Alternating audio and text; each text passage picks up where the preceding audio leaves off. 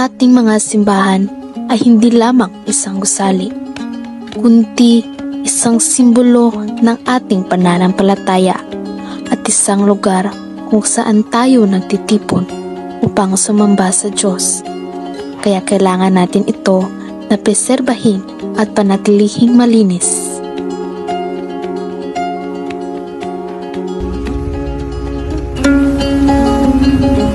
Bakit kailangang malinis ang ating karagatan? Mahalaga ang paglilinis ng dagat dahil ito ay isang mahalagang bahagi ng ating planeta at ng ating buhay. Sa pamamagitan ng pagiging responsable sa pagtatapon ng basura at pag-iwas sa paggamit ng mga kemikal na nakakasama sa dagat, makakatulong tayo na mapanatili ang kalusugan ng ating planeta at ng mga marine life.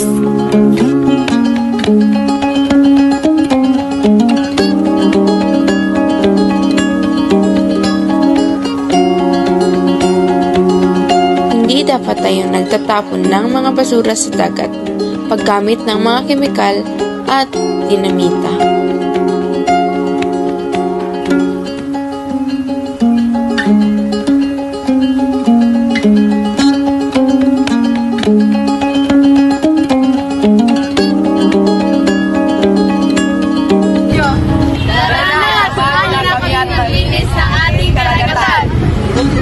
Ang pagiging malinis ng ating dagat at simbahan ay nagdudulot ng maraming benepisyo sa ating kalusugan, kapaligiran at espiritualidad.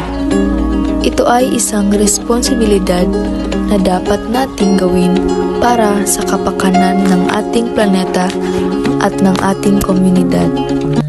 Say na tabang sa simbahan sa mga tao bitaw sa tubigon o sa kanang turismo sa tubigon. Bawat sa kanang nay bandulog joy.